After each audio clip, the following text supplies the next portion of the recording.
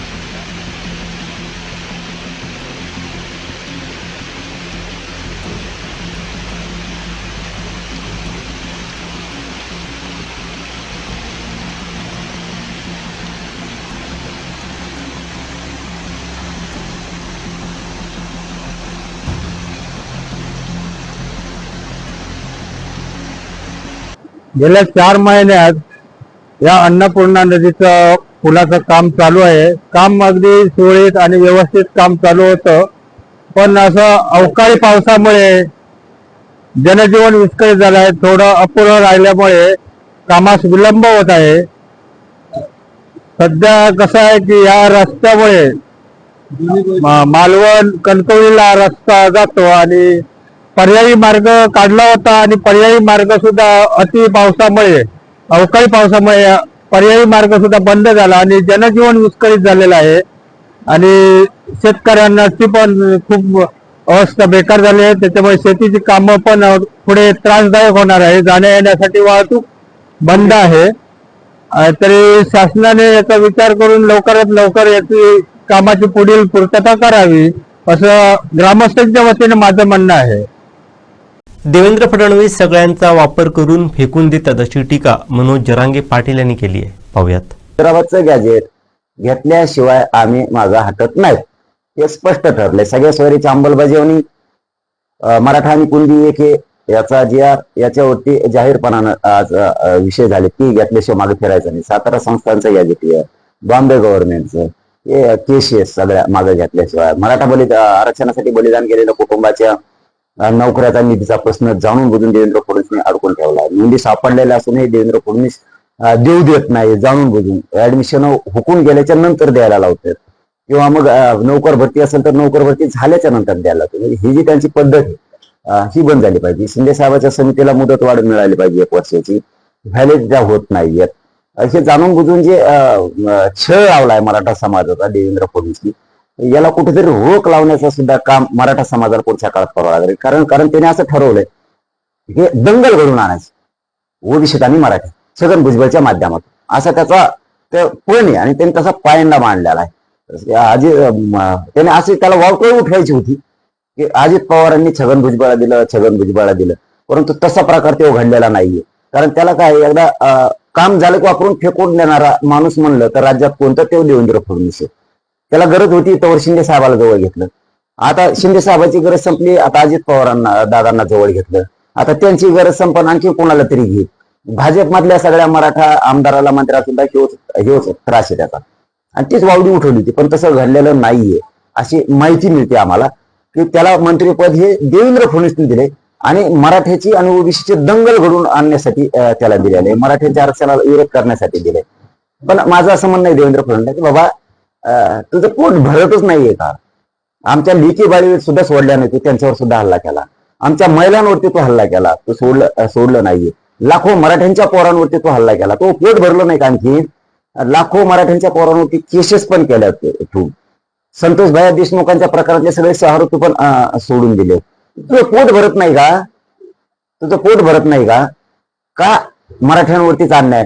आमच्या लेकीबाईचं कुंकू पुसलंय, मराठा आरक्षणासाठी ज्यांनी बलिदान दिलं त्या माय मावल्या आज लेकरं छोटे छोटे तर आता एवढे लेकरं घेऊन सांभाळतात, त्यांच्यावर सुद्धा तो अन्याय करतो. त्यांचं नोकरी देत नाहीये, त्यांचा निधी ठरलेला देत नाहीये. हे बघ देवेंद्र फडणवीस आपलं कसं असतं, सरळ असतं ना. तुम्हाला फडणवीस साहेब जाहीरपणानं सांगतो, मोका देतोय, सुधरा बरं का.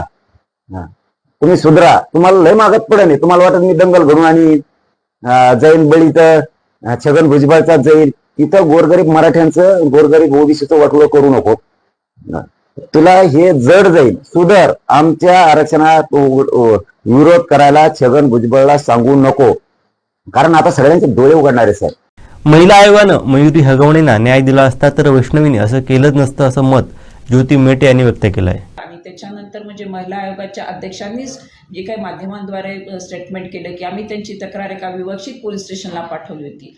परंतु नंतर काय, जे महिला आयोग एक संवैधानिक पद आहे, त्यांच्याकडे प्राप्त जाणाऱ्या तक्रारीचा जोपर्यंत निपटारा होत नाही तोपर्यंत मग त्या आयोगाच्या असण्याला काही अर्थच उरत नाही. त्यामुळे जर मयुरी हगवणीच्या तक्रारीवरती महिला आयोगाकडनं त्वरित आणि योग्य ती कारवाई झाली असती तर निश्चितच वैष्णवी हगवणीचा मृत्यू किंवा आत्महत्या टळली असती. मात्र या संपूर्ण प्रकरणामध्ये आपण घटना घडून गेल्यानंतर सर्वजण चर्चा करायला लागतो, सगळ्या गोष्टी होतात. मात्र अशा घटना घडूच नयेत यासाठी काय उपाययोजना करणं गरजेचं आहे, जसे की महिला आयोग असेल, त्याचबरोबर इतर ज्या काही संस्था आहेत त्या संस्थांनी कशा पद्धतीने काम केलं पाहिजे. तर ते अवेअरनेसच्या बाबतीमध्ये आपण जर बघितलं तर हुंड्याच्या संदर्भात आजही घेणं देणं हे सगळं चालतं. या बाबतीमध्ये समाजामधल्या प्रथितयश नामवंत मंडळींनी पुढाकार घेऊन ह्या हुंडा बंदीवरती म्हणजे फक्त कायदा करून थांबून चालत नाही, तर ते समाज मनामध्ये व्यापक प्रबोधन करणं गरजेचं आहे, जनप्रबोधन होणं गरजेचं आहे. एका बाजूने आपण बघतो की महाराष्ट्रामध्ये मुलींचा जन्मदर मुलांपेक्षा कमी आहे.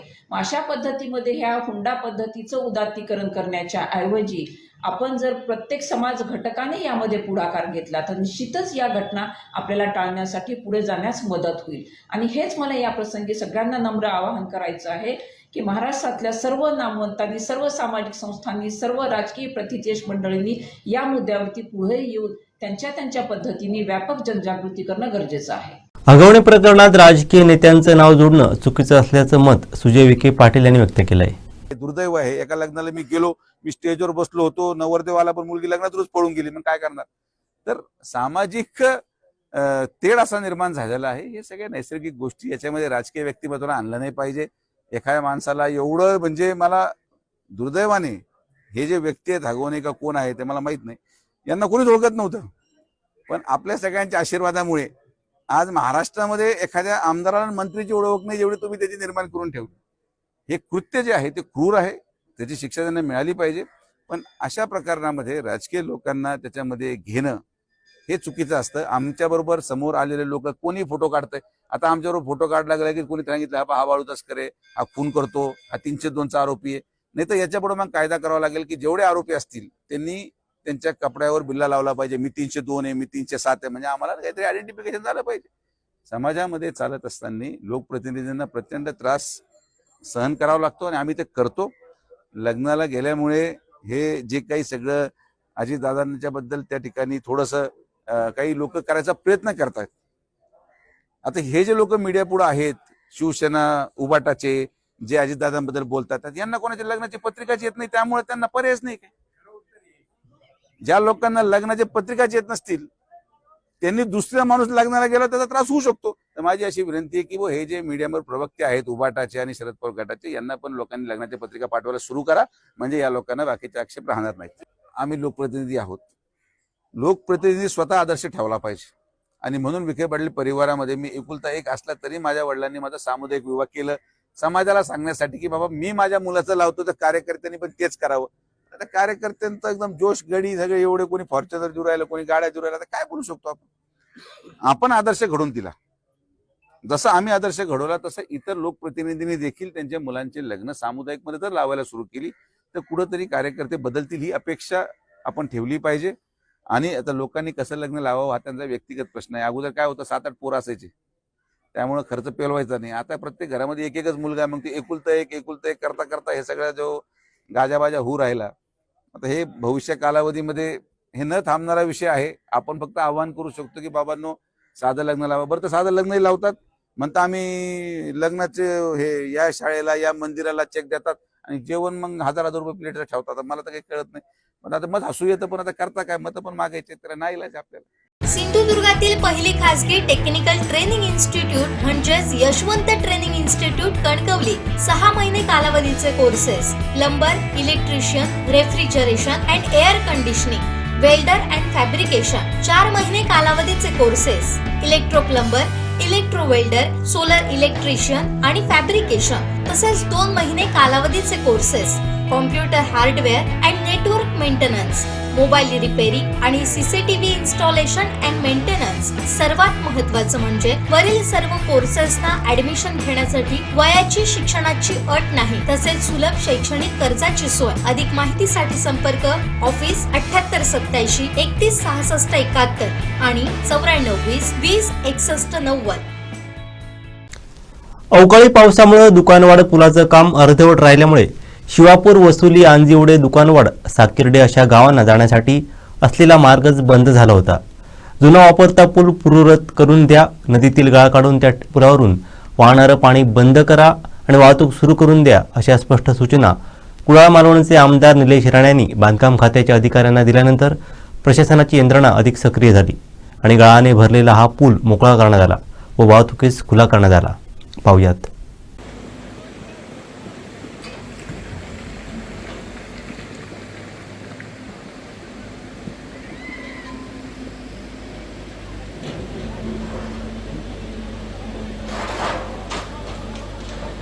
दरम्यान या भागातील खंडित असलेला वीज पुरवठा आणि BSNLची मोबाईल रेंज सुद्धा पूर्ववत करण्यात आली. त्यामुळे शिवापूर पंचक्रोशीतील जनतेकडून आमदार निलेश राणे यांचे आभार मानले जात आहेत. शिवापूर, वसुली, आंजिवडे, दुकानवाड, साकिर्डे अशा गावांना जोडणारा पूल दुकानवाड येथे बांधला जात असताना पावसाच्या आगमनामुळे अर्धवट राहिला. त्यामुळे पुढे जाणारी वाहतूकच खोळंबली. जुना असलेला पागडी वजा पूल गाळाने भरला होता, त्यामुळे त्यावरून पाणी वाहत होते. तो वापरणे योग्य असल्याचं अधिकाऱ्यांनी सांगितलं. त्यामुळे आमदार निलेश राणे यांनी तो पूल मोकळा करून वाहतुकीस योग्य करा अशा सूचना दिल्या आणि जुना वापरता असलेला पूल तात्पुरत्या स्वरूपात या ठिकाणच्या वाहतुकीसाठी खुला करण्यात आला. दरम्यान या भागातील विजेचा प्रश्न सुद्धा सोडवण्यात आला.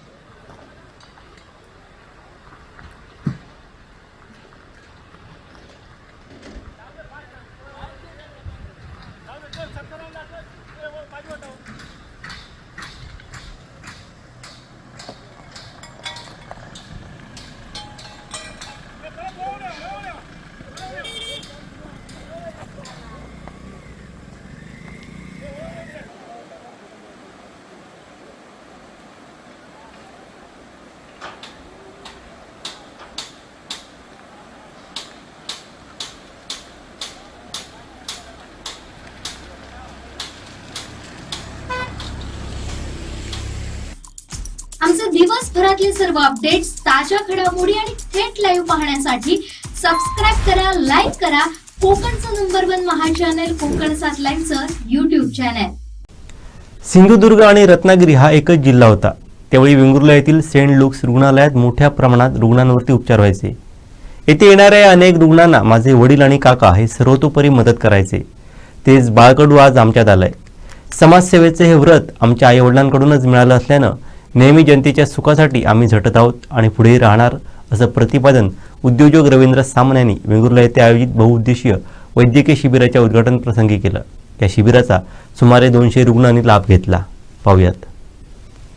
श्री मठ संस्थान दाभोली, कुडाळ देशस्थ आद्य गौड ब्राह्मण युवक मंडळ, पूर्णानंद सेवा समिती यांच्या वतीनं तसंच सामाजिक कार्यकर्ते सचिन वालावलकर, उमेश गाळवणकर आणि उपजिल्हा रुग्णालय वेंगुर्ला, वालावलकर रुग्णालय डेरवण यांच्या सहकार्यानं वेंगुर्ला येथील उपजिल्हा रुग्णालयात आज रविवारी भव्य मोफत बहुउद्देशीय वैद्यकीय शिबिर घेण्यात आलं. मान्यवरांच्या हस्ते दीप प्रज्वलन करून शिबिराचं उद्घाटन संपन्न झालं. त्यावेळी उद्योजक रवींद्र सामंत, स्वरूपा सामंत, कार्यक्रमाचे अध्यक्ष हुंडा गोवा येथील उद्योजक पितू प्रभू, सुरेश सामंत, पत्रकार शेखर सामंत, जिल्हा रुग्णालयाचे शल्यचिकित्सक डॉक्टर पाटील, वेंगुर्ला उपजिल्हा रुग्णालयाचे वैद्यकीय अधीक्षक डॉक्टर संदीप सावंत, वेंगुर्ला तालुका वैद्यकीय अधिकारी डॉक्टर रवींद्र लिलजे, बॅरिस्टर नाथपाई शिक्षण संस्थेचे चेअरमन उमेश गाळवणकर, पूर्णानंद सेवा समिती अध्यक्ष तथा कुडाळ देशस्थ आद्य गौड ब्राह्मण युवक मंडळ अध्यक्ष योगेश सामंत, सामाजिक कार्यकर्ते सचिन वालावलकर आदी मान्यवर उपस्थित होते.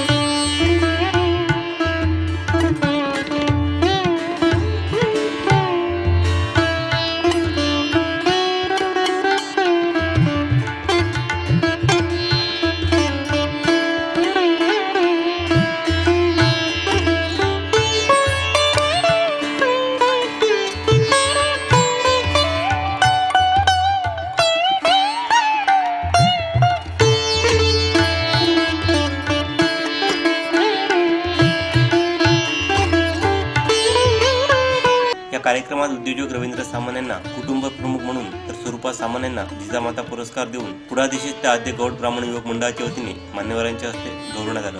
हा पुरस्कार म्हणजे आपल्या मुलांच्या कार्याची पोचपावती असल्याचं यावेळी बोलताना स्वरूपा सामंत म्हणाल्या. या वैद्यकीय शिबिरात कर्करोग, स्त्रीरोग, जनरल सर्जन, अस्थिरोग, कान, नाक, घसा, बालरोग, नेत्ररोग, त्वचारोग आदी आजार असलेल्या रुग्णांची तपासणी तसंच मोफत एक्सरे, ECG व रक्त तपासणी करण्यात आली. तर फिजिओथेरपी व ॲक्युप्रेशर बाबत मार्गदर्शन आणि गरजूंना मोफत चष्मांचंही वाटप करण्यात आलं. रुग्ण तपासणीसाठी doctor Arjun Pandav, doctor Sawant, doctor Atharva Mule, doctor Parmeshwar Pawar, doctor Pratyush Biswal, doctor Pradyumna Raghoji, doctor Prerna Rathi, doctor Imita Girolla आदी तज्ज्ञ डॉक्टरांनी सहकार्य केलं. कार्यक्रमाचे प्रास्ताविक योगेश प्रभू तर सूत्रसंचालन आणि आभार सचिन वालावलकर यांनी मानले. पण त्यांच्याकडे कौशल्य, प्रचंड मोठा निधी, ते कसा आणतात काय आणतात आम्हाला माहिती आहे. पण आज रत्नागिरी शहर जर तुम्ही बघितलं, त्या आजूबाजूची गावं बघितलं, प्रचंड निधी. मला वाटत नाही कुठल्या आमदारांनी आज एवढा निधी आणला असेल. आणि मी नक्की सांगतो, पुढच्या 5 वर्षांनी रत्नागिरी ही हायटेक सिटी झालेली तुम्हाला दिसेल.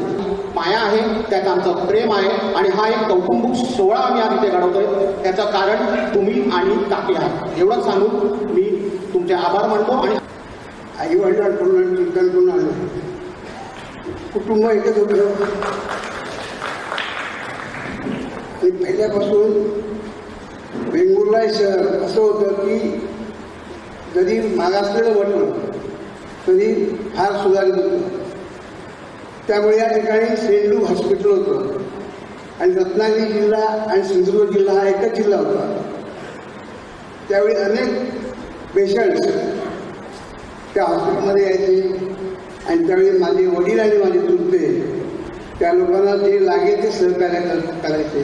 ते पार करू आमच्या कुटुंबातील माझ्या चुलत भावाने, मी माझ्या बहिणीने घेतलं आणि जे जे आम्हाला कार्य करता येईल ते आम्ही केलं आणि असंच करत राहू. एवढं सांगतो. माझे 2 शब्द बोल करतो. जय हिंद, जय महाराष्ट्र. सांगितलं असलं की बोला म्हणून तिच्या वतीनं, तिच्या भावना तिच्या आहेत, मी माझ्या भावना as a spectator, passive spectator म्हणून निष्क्रिय अशा प्रकारचा एक निरीक्षक या दृष्टिकोनातून सांगेन की या ठिकाणी मुंबईवरून, गोव्यावरून किंवा मालवणसारख्या ठिकाणाहून, रत्नागिरी, कोल्हापूरवरून सगळ्या ठिकाणाहून आलेली जी माणसं या ठिकाणी आहेत, त्यांनी हा प्रेम जो व्यक्त केलेला आहे हे त्याच्या संदर्भी धन्यवाद देते. मुळात जिजाऊ माता हा जो मला तुम्ही पुरस्कार दिला त्यात मी मला स्वतःला धन्य समजते. कारण जिजाऊ माता किंवा जिजाऊ या शब्दात संपूर्ण माया, मातृत्व, मायेची थोरवी भरलेली आहे. आणि तुम्ही बघताय की ह्याच शिल्पाचा आदर्श ठेवून माझे 2 सुपुत्र आज तुमच्या समाजामध्ये एका कार्याची पूर्तता करत आहेत. आणि हे त्यांच्या कार्याची मी पोचपावती म्हणेन की तुम्ही माझा जिजाऊ माता हा युवक मुलांनी मला हा पुरस्कार दिलेला आहे. हे आयोजन केल्याबद्दल त्यांना शुभेच्छा देऊ.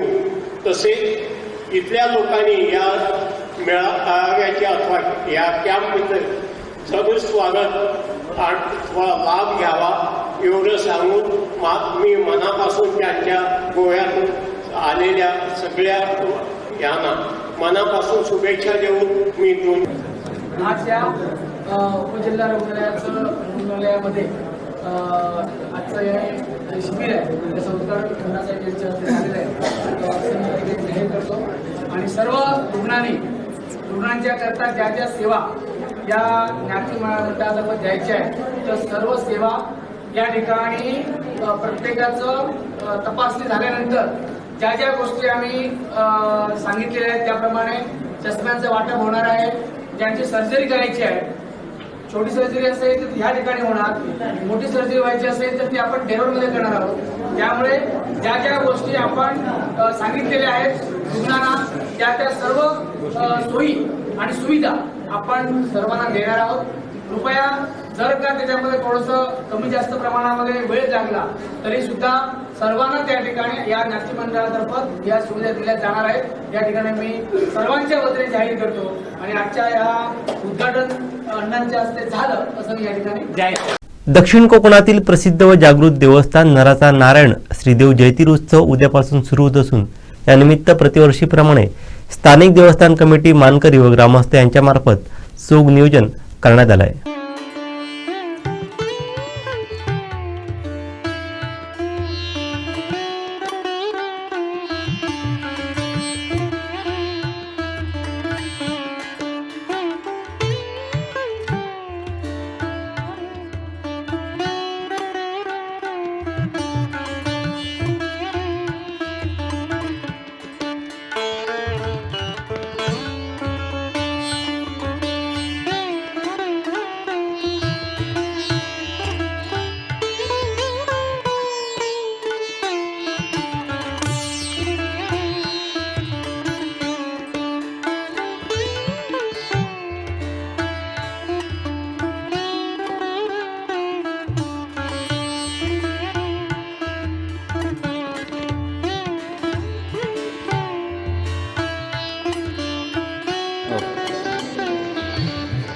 दक्षिण कोकणातील प्रसिद्ध व जागृत देवस्थान नराचा नारायण म्हणून संपूर्ण महाराष्ट्रात प्रसिद्ध असलेलं देवस्थान वेंगुर्ले तालुक्यातील तुळस येथील श्रीदेव जयतीर उत्सव हा उद्यापासून सुरू होतो आहे. आणि ज्या उत्सवाची या तुळस गावासहित दशक्रोशीतील जे गाव आहेत त्याच्यातील चाकरमानी असतील किंवा भाविक असतील ही वाट बघत असतात. असा जयतीर उत्सव उद्यापासून सुरुवात होते आणि या जयतीर उत्सवाचं लाखो भाविक उत्सवाला आपली उपस्थिती दर्शवत असतात. आणि ही भाविकांच्या योग्य प्रकारे भाविकांना दर्शन व्हावं किंवा हा उत्सव योग्य प्रकारे पार पडावा याच्यासाठी चोख नियोजन हे या ठिकाणची देवस्थान कमिटी, गावकर मंडळ असतील किंवा ग्रामस्थ यांच्यामार्फत करण्यात येतं. आणि उद्यापासून हा उत्सव सुरू होतो आणि कशा प्रकारे या उत्सवाचं नियोजन असेल किंवा या श्रीदेव जयतीराची महती काय आहे हे आपण आता आपल्यासोबत या ठिकाणची जे स्थानिक देवस्थान कमिटी असेल, गावकर मंडळ असतील आणि ग्रामस्थसुद्धा आपल्यासोबत आहेत. आपण त्यांच्याकडून अधिक माहिती जाणून घेऊयात. सर्वप्रथम आपल्यासोबत आहेत या देवस्थान कमिटीचे अध्यक्ष तथा या ठिकाणचे जे प्रमुख मानकरी आहेत अनिल परब आणि ज्यांच्यावर श्रीदेव जयतीराचा संचार येतो असे अनिल परब आपल्यासोबत आहेत. त्यांच्याकडून आपण जाणून घेऊयात. जयतीर उत्सव उद्यापासून होतो आहे आणि यानिमित्त श्रीदेव जयतीराची ख्याती सर्वदूर पसरलेली आहे.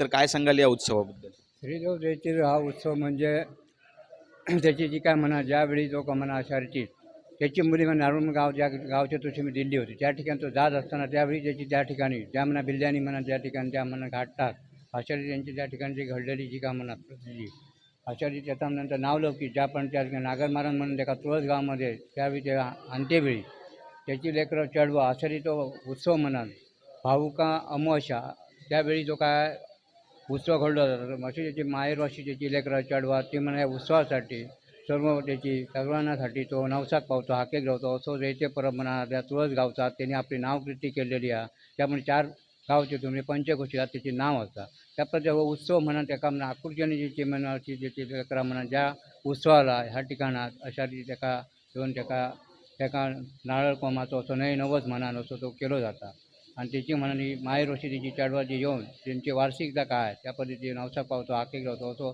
माणसाचा देव असतात त्या पद्धतीने त्याका ह्या मोठा खरं तर आजपासून उत्सव सुरू होतो आणि आजपासून हा खरं तर उत्सव सुरू होतो. 11 दिवस हा उत्सव चालतो. तर कशा प्रकारे आजपासून हे धार्मिक विधी सुरू होतात काय सांगाल? हॅलो, जसं दरवर्षी देवाचे जे कार्यक्रम असतात त्याप्रमाणे आधी 5 दिवस हा कार्यक्रम चालू होतो. दिव्याचा कार्यक्रम असतो, त्याच्यानंतर जोगणीचा कार्यक्रम असतो आणि आज देवभोगणी म्हणजे आज देवाच्या रुपड्यावर तुरे चढवणे, साड्या नेसवणे, जेवढे मानपण देवाचे जेवढे आहेत तेवढं करून आज रात्री देव बरोबर 12 वाजता देव मांडावर येतो आणि आधी सर्व गावातल्या लोकांना आशीर्वाद देऊन खरा उत्सव हा उद्या चालू होतो. पण आजपासून सर्व त्याचे देवाचे विधिवाद जे आहेत ते आज सुरू होतात आणि ते कार्यक्रम ज्याचे नवस असतात ते तुऱ्याचे नवस आज फेडतात आणि ते रुपड्यावर तुरे बांधले जातात. असे 400-500 तुरे दरवर्षी नवसाचे लोकांचे येतात. एवढा नवसाला पावणारा हा देव आहे सोन्या चांदीचे. लाखो भाविक या उत्सवाला आपली उपस्थिती दर्शवतात. अचूक नियोजन हे गरजेचं असतं. कशा प्रकारे हे नियोजन केलं जातं काय सांगाल? या ठिकाणी लाखो भाविकांच्या उपस्थितीमध्ये हा उत्सव या ठिकाणी संपन्न होतो.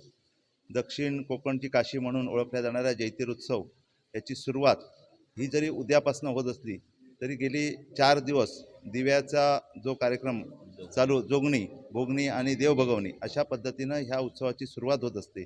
आणि या उत्सवाला एक वेगळं स्वरूप आहे कारण याची मृग नक्षत्राच्या पूर्वसंध्येला या उत्सवाची सुरुवात होते आणि संपूर्ण कोकणातील शेतकरी बांधव असतील, सगळ्या माहेरवशीण असतील, यांचा लक्ष हा फक्त ह्या उत्सवाकडे असतो. कारण पूर्ण सिंधुदुर्गात नव्हे तर रत्नागिरी असेल, कोल्हापूर असेल, कर्नाटक असेल, या आजूबाजूच्या गोवा राज्यातील जे भाविक आहेत ते भाविक या उत्सवासाठी लक्ष देऊन असतात की जेणेकरून हा उत्सवाची तारीख भाविकांना माहिती आहे की तर वैशाख अमावास्येला उत्सवाची सुरुवात होते आणि याची सांगता कवळाच या उत्सवाने होत असते. 11 दिवस सातत्यानं चालणाऱ्या ह्या उत्सवामध्ये अनेक भाविक या ठिकाणी देवाचं दर्शन घेतात. आपले नवस असतील, आपले जी म्हणणी असतील या ठिकाणी देवाकडे मांडली जातात. अशा अनेक प्रकाराने ह्या उत्सवाची एक वेगवेगळी रूपरेषा या ठिकाणी नियोजनबद्ध आखलेली असते. ह्या 11 दिवसाच्या रोज संचार रूपाने या ठिकाणी देव मंदिराच्या समोर जो मांड आहे त्या ठिकाणी येऊन लोकांचे प्रश्न असतील, काही समस्या असतील त्या मार्गी लावण्यासाठी मानकरी आणि आमचे संचारी देव यांच्या माध्यमातून ते मार्गी लावण्याचा प्रामाणिक प्रयत्न त्या ठिकाणी केला जातो आणि त्याला यश या देवाच्या कृपा आशीर्वादाने मिळत असतं. अशाच या नाव लौकिक असलेल्या देवाचा उत्सव होत असताना या ठिकाणची दुकान व्यवस्था असेल, या ठिकाणची पार्किंग व्यवस्था असेल, ही आमच्या संपूर्ण देवस्थान कमिटी आणि मानकऱ्यांच्या सहकार्यातनं आणि गावातल्या सर्व प्रमुख व्यक्तींच्या सहकार्यातनं या ठिकाणी होत असते. जास्तीत जास्त लोकांना कुठल्याही प्रकारची या ठिकाणी अडचण होऊ नये आणि दुकानामध्ये कुठल्याही प्रकारच्या ही गर्दी किंवा गोंगाट न होता कुठल्याही प्रकारचं या उत्सवाला गालबोट न लागता याची जी नियोजन आहे ते सुसज्ज असं नियोजन या ठिकाणच्या कमिटीनं आणि सर्व ग्रामपंचायत प्रशासन असेल, या ठिकाणचं आरोग्याचं प्रशासन असेल, या सगळ्यांच्या सहकार्यातनं या ठिकाणी हे पूर्णतः यशस्वी करण्याचा प्रामाणिक प्रयत्न सर्वांच्या गावच्या वतीने केला जातो. यावर्षी आपल्या 26 मेला जैतिर उत्सवाला सुरुवात होत आहे. यापूर्वी जवळपास जून, जुलै वगैरे जूनमध्ये शक्यतो हा उत्सव यायचा. तर आम्हाला अशी आशा होती की एक छोटे मोठे व्यावसायिक जर असतील तर त्यांचा एक व्यवस्थित धंदा व्हावा यासाठी आम्ही दुकानाची मांडणी आणि रचना ही जरा सर्व कमिटीच्या सदस्यांना बरोबर घेऊन आम्ही जरा सुटसुटीत केलेली आहे. बघू, पण ह्यावर्षी मला असं वाटतं की ते छोटे व्यावसायिक जे थंड म्हणा किंवा सरबत म्हणा अशा लोकांचं फार मोठं नुकसान होणार आहे हा जर पाऊस उद्यापर्यंत किंवा कंटिन्यू जर राहिला तर त्यासाठी दुकानाची मांडणी आम्ही केलेलीच आहे. आणि ह्यावर्षी रजिस्ट्रेशन केलेलं आहे. म्हणजे कसं की प्रत्येकाचं आम्ही आधार कार्ड घेतलेलं आहे. त्यानंतर त्याचं रजिस्टर मोबाईल नंबर, आधार कार्ड नंबर आणि त्यांचं ठिकाण जे जे तिथे दुकान लावतात त्या जागेचं आम्ही सगळं रजिस्ट्रेशन करून घेतलेलं आहे. पण ते आता कसं सरबतवाल्यांचं वगैरे किंवा थंडा वगैरे काही पेस्ट्री वगैरे विकणाऱ्या लोकांचं फार मोठं नुकसान होत आहे. त्यांचे आम्ही रजिस्ट्रेशनचे पैसे परत करण्याचा आमचा विचार आहे. दिवसेंदिवस वर्षानुवर्ष ही गर्दी आपल्याला वाढताना या ठिकाणी दिसत आहे. आणि यावर्षीचा जर विचार केला तर कोकणात मान्सूनपूर्व पावसाने थैमान घातलेला आहे आणि याच पार्श्वभूमीवर उद्या हा उत्सव होतो आहे. या ठिकाणी नियोजनासाठी कोणकोणत्या अडचणींना सुद्धा या ठिकाणी सामोरं जावं लागतं आहे देवस्थान कमिटीला, कारण भाविक या ठिकाणी लाखो भाविक येतात. पार्किंगची महत्त्वाची व्यवस्था असते. त्याबद्दल आपल्यासोबत देवस्थान कमिटीचे सचिव रेडकर आहेत, त्यांच्याकडून जाणून घेणार आहोत. मान्सूनपूर्व पावसाने सध्या संपूर्ण कोकणात नाही तर संपूर्ण महाराष्ट्रातच पाऊस जोरदार आपल्याला पडताना दिसतोय. या ठिकाणी कशा प्रकारे पार्किंगची व्यवस्था असेल, कारण आपल्याकडे जर बघितलं तर पार्किंगसाठी जी आजूबाजूला जागा कमी आहे त्यात दुकानं असतात, तर याचं नियोजन कसं करण्यात आलं आहे? सर्वात प्रथम मी आधी धन्यवाद देतो आहे आपल्या चॅनलला. आणि खरं म्हणजे श्रीदेवी सातेरी आणि जैतीर बारा पंचायतांचं हे आमचं संपूर्ण जे देवस्थान आहे ते वेंगुर्ला सावंतवाडी मुख्य रस्त्याला लागूनच आहे. त्यामुळे पार्किंगची खूप गैरसोय यावर्षी होणारी आहे. यावर्षी अवकाळी पाऊस हा 4 दिवस अगोदरच सुरू झाल्यामुळे आमची जी पार्किंग मुख्य जैतीर मंदिरच्या समोर कबरे घरासमोर व्हायची तिथे पूर्ण पाणी भरलेलं आहे. त्यामुळे पार्किंग व्यवस्था आम्हाला उत्सव हॉल, नारायण लक्ष्मी मंदिर, त्याचबरोबर सागर सावंत यांचं घर, झाटिये यांचं घर या पूर्व दिशेला या ठिकाणी आमची पार्किंग असणार आहे. आणि पश्चिमेला आपल्याला मळीच्या ठिकाणी जो हरिजनवाडीतून रस्ता गेलेला आहे त्या हरिजनवाडीच्या डाव्या बाजूला पार्किंग होणार आहे. सातेरी मंदिर परिसर जो आहे खालचा तळ्याच्या बाजूचा तिथे आपण पार्किंग व्यवस्था केलेली आहे. तिथून पुढे आल्यानंतर घाटाकडून घोगळे घर, या घोगळे घरावरती जो काही पड भाग आहे म्हणजे ज्याला आपण भरड म्हणू, तिथे पण आम्ही पार्किंग व्यवस्था केलेली आहे. आणि खरं म्हणजे ही पार्किंग व्यवस्था करताना आम्हाला तारेवरची कसरत करावी लागणार आहे. तारेवरची कसरत करत असताना आपल्याला वेंगुर्ला पोलीस स्टेशनचे भोसले साहेब असतील PI, त्याचबरोबर इथली बीट हवालदार किंवा अंमलदार चव्हाण मॅडम असतील यांनी सहकार्य केलेलं आहे. त्यांच्याकडे ज्यावेळी आपण परवानगी मागितलेली आहे त्यावेळी त्यांनी जवळजवळ 12 ते 13 अटी घालून आम्हाला परवानगी दिलेली आहे. त्यांच्याचकडून आम्ही ट्रॅफिक पोलिसांची मागणी केलेली आहे. जवळजवळ 12 ट्रॅफिक पोलीस, महिला पोलीस, होमगार्ड आणि बॅरागेट्स यांची मागणी केलेली आहे. ते आम्हाला दरवर्षी पुरवतात, त्याप्रमाणे ते व्यवस्था करतील. लाईट व्यवस्थेकरता MSEBला पत्र दिलेलं आहे. लाईनमन इथे कायमस्वरूपी 11 दिवस राहणार आहेत. त्याचबरोबर काही अनुचित प्रकार घडला, अघटित घडलं किंवा अपघात झाला तर तात्काळ आरोग्य सुविधा उपलब्ध व्हावी म्हणून झाटिये यांचं घर या पूर्व दिशेला या ठिकाणी आमची पार्किंग असणार आहे. आणि पश्चिमेला आपल्याला मळीच्या ठिकाणी जो हरिजनवाडीतून रस्ता गेलेला आहे त्या हरिजनवाडीच्या डाव्या बाजूला पार्किंग होणार आहे. सातेरी मंदिर परिसर जो आहे खालचा तळ्याच्या बाजूचा तिथे आपण पार्किंग व्यवस्था केलेली आहे. तिथून पुढे आल्यानंतर घाटाकडून घोगळे घर, या घोगळे घरावरती जो काही पड भाग आहे म्हणजे ज्याला आपण भरड म्हणू, तिथे पण आम्ही पार्किंग व्यवस्था केलेली आहे. आणि खरं म्हणजे ही पार्किंग व्यवस्था करताना आम्हाला तारेवरची कसरत करावी लागणार आहे. तारेवरची कसरत करत असताना आपल्याला वेंगुर्ला पोलीस स्टेशनचे भोसले साहेब असतील PI, त्याचबरोबर इथली बीट हवालदार किंवा अंमलदार चव्हाण मॅडम असतील यांनी सहकार्य केलेलं आहे. त्यांच्याकडे ज्यावेळी आपण परवानगी मागितलेली आहे त्यावेळी त्यांनी जवळजवळ 12 ते 13 अटी घालून आम्हाला परवानगी दिलेली आहे. त्यांच्याचकडून आम्ही ट्रॅफिक पोलिसांची मागणी केलेली आहे. जवळजवळ 12 ट्रॅफिक पोलीस, महिला पोलीस, होमगार्ड आणि बॅरागेट्स यांची मागणी केलेली आहे. ते आम्हाला दरवर्षी पुरवतात, त्याप्रमाणे ते व्यवस्था करतील. लाईट व्यवस्थेकरता MSEBला पत्र दिलेलं आहे. लाईनमन इथे कायमस्वरूपी 11 दिवस राहणार आहेत. त्याचबरोबर काही अनुचित प्रकार घडला, अघटित घडलं किंवा अपघात झाला तर तात्काळ आरोग्य सुविधा उपलब्ध व्हावी म्हणून आम्ही प्राथमिक आरोग्य केंद्राला पत्र देऊन त्यांच्या 2 नर्स म्हणजे सिस्टर्स असतील, फर्स्ट एड बॉक्स असेल याची व्यवस्था केलेली आहे. त्याचबरोबर नगरपालिका वेंगुर्ला नगरपालिकेला पत्र देऊन आपण फिरते शौचालयाची मागणी केलेली आहे.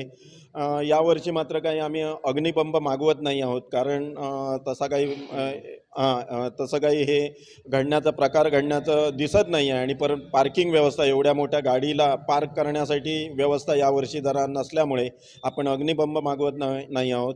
दरवर्षीप्रमाणे जिल्हा मध्यवर्ती बँक हे आपल्याला ATM सुविधा पुरवते 11 दिवस कोणत्याही प्रकारचं भाडं किंवा हे न करता, आडेवेडे न घेता, माननीय मनीषजी दळवी यांच्या सहकार्यातून. तर ते ATM पण आपण लोकांसाठी व्यवस्था इथे करणार आहोत देवघराच्या तिथे. या प्रकारे जवळजवळ आपली देवस्थान मानकरी असतील किंवा आपली कमिटी असेल आणि संपूर्ण ग्रामस्थ स्वयंसेवक यांच्या सहकार्यातून आम्ही हा जो काही जैतीर उत्सव आहे 26 मे ते 4 जूनपर्यंत या उत्सवाकरता सर्वांचं सहकार्य लाभेल अशी अपेक्षा करतोय. पावसाने वरुण राजाने पण जर कृपा केली, मोकळीक दिली, तर हा उत्सव जो आहे तो उत्तरोत्तर फुलत जाईल आणि सर्वांना मोकळ्या अंगाने देवदर्शन होईल. धन्यवाद. निश्चितच अशा प्रकारे नियोजन जे आहे ते चोख नियोजन करण्यात आलेलं आहे आणि सर्व जे ग्रामस्थ असतील, मानकरी असतील किंवा जे या ठिकाणची देवस्थान कमिटी असेल, यांच्या सर्वांच्या नियोजनातून हा उत्सव उद्यापासून सुरू होतो आहे. 11 दिवस चालणारा उत्सव आहे. जी गर्दी आपल्याला जैतीर उत्सवाला बघायला मिळते, तशीच गर्दी 11 दिवसानंतर जो कवळास उत्सव होतो त्यालासुद्धा आपल्याला बघायला मिळते. आणि मोठ्या प्रमाणात उत्साह हा तुळस गावासहित आजूबाजूच्या दशक्रोशीतही बघायला मिळतो. अनेक भाविक अनेक ठिकाणून या ठिकाणी आपली उपस्थिती दर्शवतात आणि एवढ्या मोठ्या उत्सवाचं जे नियोजन आहे ते चोख करण्यात आलं आहे. निश्चितच हा उत्सव उद्यापासून सुरू होतो आणि भाविकसुद्धा या ठिकाणी मोठ्या प्रमाणात दाखल होतील अशी अपेक्षा आहे. कोकण 7 लाईव्हसाठी दीपेश परब, वेंगुर्ला. पालकमंत्री नितेश राणे यांनी जिल्ह्यातील वीज समस्या लक्षात घेऊन घेतलेली भूमिका स्वागतार्ह आहे. या भूमिकेला आम्ही पाठिंबा देतो. महावितरणचे अधिकारी त्यांची दिशाभूल करत आहेत, त्यामुळे आम्ही खरी माहिती पालकमंत्री यांच्याकडे सुपूर्द करू अशी माहिती व्यापारी महासंघाचे कार्यवाह नितीन वाळके यांनी दिली. तसंच महावितरण ही कंपनी म्हणून काम करत आहे. अधिकाऱ्यांच्या भोंगळ आणि बेजबाबदार कारभारामुळे झालेल्या नुकसानीची भरपाई म्हणून जिल्ह्यातील सर्व ग्राहकांचं 1 महिन्याचं बिल माफ करावं अशी मागणी त्यांनी केली आहे. सावंतवाडी येथे वीज ग्राहक संघटना व व्यापारी महासंघ आयोजित संयुक्त पत्रकार परिषदेत ते बोलत होते. आधी वीज वाहिनी व विद्युत प्रणालीची देखभाल दुरुस्तीची कामे करण्याबाबत आणि जवळपास वेगवेगळी 32 कामं, म्हणजे आज जो काही उघडं पडलंय MSCBचा कारभार, अनागोंदी कारभार जो उघडा पडलाय, हा केवळ ह्या एकाच गोष्टीमुळे की यामध्ये नमूद केलेली 32 कामं जर त्यांनी एप्रिल एंडपर्यंत केली असती तर आज ही परिस्थिती नक्कीच आली नसती. त्या अनुषंगाने 2 एप्रिलला सध्याचे जे वनमोरे साहेब आहेत त्यांनी सुद्धा दोन्ही कार्यकारी अभियंता आणि उपकार्यकारी अभियंता यांना सुद्धा त्याचं पत्र दिलेलं होतं. त्याची पण कॉपी आम्हाला या ठिकाणी मिळालेली आहे. हे दोन्ही कागदपत्र इथं दाखवण्याचं कारण हेच आहे की पहिलं सर्क्युलर नोव्हेंबर 2024ला प्रकाशगडच्या मुख्य कार्यालयाकडून आणि हाँगकाँग बिल्डिंग जी चर्चगेटला जे विश्वास फाटक साहेब आणि इतर संचालक ज्या ठिकाणी बसतात त्यांच्याकडूनही निर्देश दिलेले होते. हा सगळा जो काही 5 दिवसातला खेळखंडोबा आहे आणि जो काही बोजवारा उडालाय, हे केवळ आणि केवळ दोन्ही कार्यकारी अभियंता, सर्व उपकार्यकारी अभियंता आणि त्यांचे कामचुकार मुजोर तिकडचे सेक्शन ऑफिसर, म्हणजे त्याची आता एकत्रित यादी ज्यावेळी आम्ही तयार केली आहे तर जवळपास 50 ते 52 टोटल त्यांचे सेक्शन ऑफिसर आहेत. आणि कालचाच वेंगुर्ल्याचा एक मोठा इन्सिडंट की नागरिकांच्या रेट्यामुळे मुख्य अभियंता जे अनिल डोये म्हणून आहेत, ज्यांनी चार्ज घेतला आहे 1 महिन्यापूर्वीच, त्यांना स्वतः काल कणकवलीमध्ये यावं लागलं होतं, कुडाळमध्ये त्यांना यावं लागलेलं होतं. आणि त्यांच्याशी प्रभारी अधीक्षक अभियंता वनमोरे साहेब यांनी चर्चा केल्यानंतर वेंगुर्ल्यातल्या 2 जबाबदार अधिकाऱ्यांचं, ज्यामध्ये एक उपकार्यकारी अभियंता वेंगुर्ला आणि दुसरं शहर अभियंता, या दोघांचंही निलंबन केलेलं आहे. पण या निलंबनच्या ऑर्डरमध्ये ज्या कॉपीज त्यांनी इथं पब्लिश केल्यात त्या कॉपीजसुद्धा इथं आमच्याकडे आहेत. जे एका बाजूला त्यांनी आम्हाला सांगितलं की त्यांचं निलंबन केलं, पण दुसऱ्या बाजूला त्यांनी त्यांची एक वाट किंवा एक दरवाजा मोकळा ठेवलाय. आज या पत्रकार परिषदेच्या माध्यमातून मी जिल्ह्याच्या माननीय पालकमंत्र्यांचं मनापासून अभिनंदन करतो की समाज माध्यमातला आणि प्रसार माध्यमातनं जो प्रकट झालेला जनतेचा आक्रोश लक्षात घेऊन त्यांनी आज तातडीने आपत्ती निवारणाची बैठक घेतली आणि त्याच्यातनं जी भूमिका मांडली ती भूमिका, त्या भूमिकेला आमचा जिल्हा महासंघाचा किंवा वीज ग्राहक संघटनेचा पूर्णपणे पाठिंबा असेल. मात्र मी पुन्हा एकदा हे सांगतोय की हे महावितरणचे अधिकारी त्यांची दिशाभूल करत आहेत. आज या पत्रकार परिषदेचा सगळ्यात मोठा जर हेतू असेल तर काल जो वेंगुर्ल्याला उद्रेक झाला किंवा त्या दिवशी मालवणमध्ये या संदर्भातली बैठक झाली किंवा ठिकठिकाणवरनं येणाऱ्या बातम्या आहेत. जर जिल्ह्यातले 1 लाखभर 1.5 लाख म्हणजे 50% ग्राहक जर बाधित असतील आणि वीज वितरण कंपनी ही कंपनी पद्धतीने काम करत असेल आणि आयोगाने ग्राहकांना नुकसान भरपाई देण्याची त्याच्यामध्ये जर तरतूद असेल तर आमचं या पत्रकार परिषदेच्या माध्यमातून सरकारकडे मागणं आहे की या जिल्ह्यातील सर्व बाधित ग्राहकांचं 1 महिन्याचं वीज बिल हे त्यांनी माफ केलं पाहिजे. कारण आज व्यापारी असू देत, उद्योजक असू देत, बचत गट असू देत, स्वयंरोजगारवाले असू देत, वीज ही त्यांची रॉ मटेरियल कच्चा माल झालेला आहे आणि त्याच्याशिवाय पानही हलू शकत नाही. आपल्याला सगळ्यांना माहिती आहे की हा मे महिना आणि त्यातही शेवटचे 15 दिवस हे आमचे सगळ्यांचे सराईचे किंवा बेगमीचे दिवस असतात आणि या दिवसामध्ये व्यापारी असू देत, व्यावसायिक असू देत, हातावरती पोट असणारे असू देत, रस्त्यावरती बसून आंबे, भाजी, फळं विकणाऱ्या महिला असू देत किंवा मासे विकणाऱ्या महिला असू देत, या सगळ्यांचं पुढच्या 3 महिन्याचं जे काही साठवणुकीचं बेगमीचं उत्पन्न असतं ते बेगमीचं उत्पन्न या बेजबाबदार कारभारामुळे महावितरणच्या हे अडचणीत आलेलं आहे. उद्याची 27 ऑगस्टला गणेश चतुर्थीचा सण डोळ्यावरती आहे. अजूनही पावसाळा सुरू झालेला नाही. पुढच्या 3 महिन्यामध्ये या सिंधुदुर्गाचे काय हाल असतील विजेच्या अभावी हे आम्ही सांगू शकत नाही किंवा वर्णन करू शकत नाही. त्यामुळे सरकारने किमान आम्हाला या सिंधुदुर्ग जिल्ह्यासाठी 1 महिन्याचं वीज बिल माफ करावं ही या पत्रकार परिषदेच्या माध्यमातून प्रमुख मागणी आम्ही दोन्ही संघटनांच्या वतीने ठेवत आहोत. शेवटी ठळक घडामोडी पुन्हा एकदा. श्रीदेव जयतीर उत्सवाचं चोख नियोजन. आमदार निलेश राणेंच्या पाठपुराव्यानं झटपट रिझल्ट. आणि जिल्ह्यातील सर्व ग्राहकांचं 1 महिन्याचं बिल माफ करावं, नितीन वाळके यांची मागणी. बातमीपत्रात वेळ झाली ते थांबण्याची. पादरा बदलत्या कोकणचा बुलंद आवाज. कोकणचं नंबर 1 महा चॅनल कोकण 7 लाईव्ह. धन्यवाद.